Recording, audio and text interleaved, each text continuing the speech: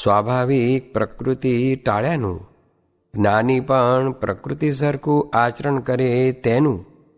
સ્વામિનારાયણ હરે સંવત 1880 ભાદરવાવદી પડવાને દિવસ સ્વામી શ્રી સહજાનંદજી મહારાજ શ્રી ગરડા મધ્યે દાદા ખાચરના દરબારમાં આથમણે દ્વાર ઓરડાની ઓસરીએ વિરાજમાન હતા ને સર્વ શ્વેત વસ્ત્ર ધારણ કર્યા હતા ને પોતાના મુખારવિંદની આગળ પરમહંસ તથા દેશ દેશના હરિભક્તની સભા ભરાઈને બેઠી હતી.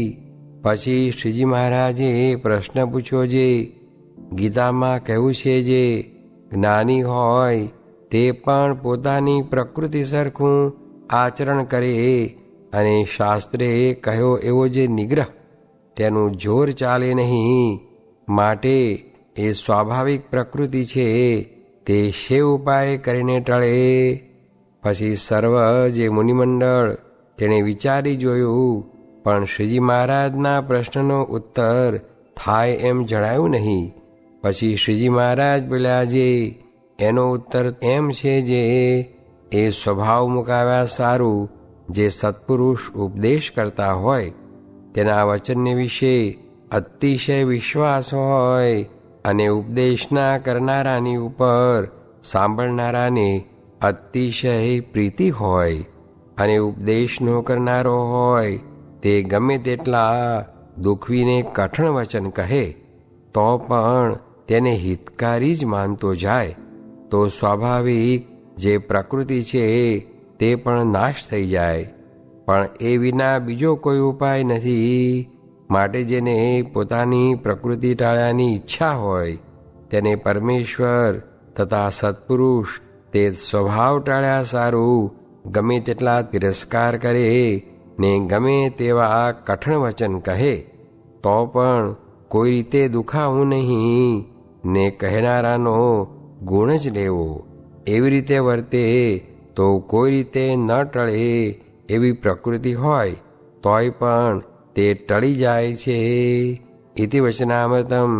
એ રીતે ગરડા મધ્ય પ્રકરણનું 37મું વચનામૃત જે તે થયું.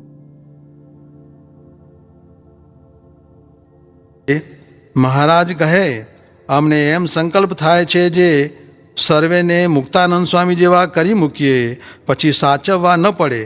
તે મુક્તાનંદ સ્વામીને તો જ્ઞાન, તે જ્ઞાને કરીને સર્વ ટાળી નાખે ને મુક્તાનંદ સ્વામીને તો શબ્દ આકાશનો ભાગ છે એમ કાપતા આવડે ને બીજાને તો એવું જ્ઞાન નહીં. તે સારું આ નિયમ કર્યા છે જે જોવું નહીં, સાંભળવું નહીં એ પ્રકારે નિયમ બાંધ્યા છે.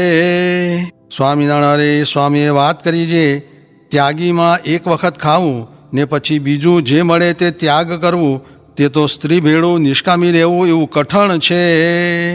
સ્વામિનારાયણ હરે સ્વામીએ વાત કરી છે, વાસનાવાળો અક્ષરધામમાં જાય કે ન જાય એ પ્રશ્નનો ઉત્તર મહારાજે કર્યો છે. લીમડે ઊંચી વસ્તુ બાંધી હોય તેને જે છોડવાનો દાખલો કરતો હોય ને તેનાથી તે ન છૂટે તો તેને બીજો છોડી આપે, તેમ વાસના ટાળવાના ઉપાય કરતો હોય તેને ભગવાન સહાય કરે છે. સ્વામિનારાયણ હરે સ્વામીએ વાત કરી છે, ગામને ગઢ હોય તેમ આપણે પંચવર્તમાન રૂપી ગઢ છે ને તેમાં થાણાને ઠેકાણે નિયમ છે ને જેમ થાણું ગઢને સાચવે તેમ નિયમ વર્તમાનને સાચવે છે. માટે જેટલા નિયમ મોડા પડે એટલા ફાંકા પડ્યા જાણવા. હરે સ્વામીએ વાત કરી છે, કોઈ મોટાનો અવગુણ લે તેનું બહુ ભૂંડું થાય ને પોતામાં તો અનેક અવગુણ હોય. તે એક સાધુ રોજ શાક વગારે ને એક દિવસ આત્માનંદ સ્વામી માંદા હતા. તેણે કહ્યું કે શાક કરો. ત્યારે ઓલે સૌ આગળ હો કર્યું. તે વાત મહારાજ પાસે ગઈ એટલે મહારાજ કહે, ઓહો, એણે એના જીવનું બહુ ભૂંડું કર્યું જે મોટા સાધુમાં અવગુણ પરઠ્યો. ને મુક્તાનંદ સ્વામી જમતા હતા. તે એક જણે એમ ચીત્યું છે, આવા મોટા સાધુ આમ કેમ જમે છે? પછી એ જે અન્ન દેખે તે કીડા થઈ જાય. તે 15 દિવસ લગી એમ થયું. પછી દાંતે તરણા લઈને પગે લાગ્યો ત્યારે સમૂહ થયું.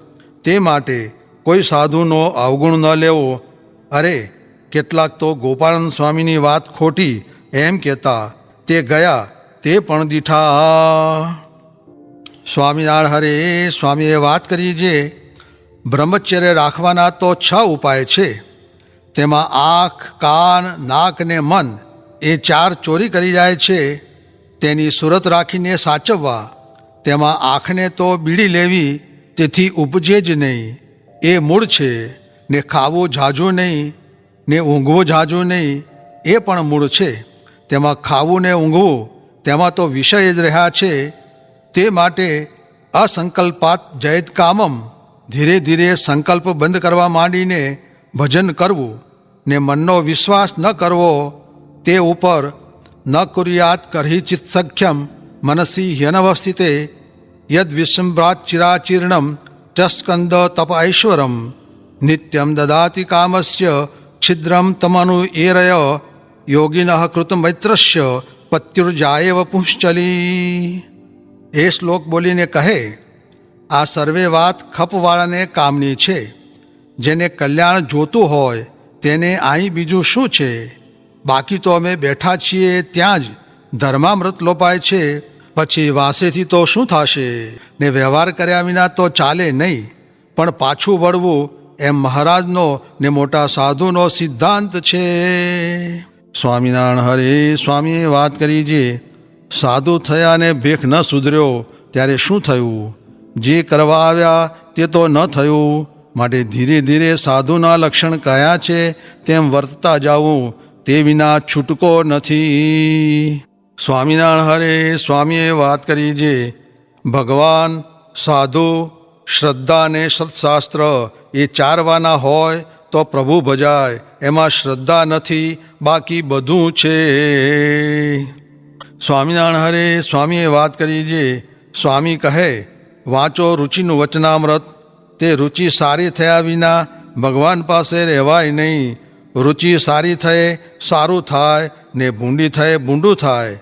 તે જુઓ ને, જેની રુચિ મળતી હોય તે તેની ભેળા બેસે છે ને સુવાણ પણ તો જ થાય છે. તે અફીણિયા હોય તે અફીણી ભેળા બેસે, એમ રુચિની વાત છે. સ્વામિનારાયણ હરે સ્વામીએ વાત કરી જે પૃથ્વી ગંધને મૂકે પણ ભીષ્મનું બ્રહ્મચર્ય ન જાય, એમ અડગ ભગવાનને સમજે. વળી મહારાજે કરોડ સાધન કયા છે, પણ તેમાં 3 મુખ્ય છે. તેમાં એક ભગવાન, બીજું તેમના ભક્તને વિશે આત્મબુદ્ધિ ને ત્રીજી આજ્ઞા. એ 3 જો બરાબર સમજે તો બધું થયું. ને આજ્ઞામાં ધર્મ પણ આવી ગયો ને આજ્ઞામાં સર્વે સાધન પણ આવી ગયા. અને આપણે મહારાજની આજ્ઞા ઉપાસના તથા એકાંતિક સંત સાથે હેત છે. માટે જે કરવાનું છે તે આપણે થઈ રહ્યું છે.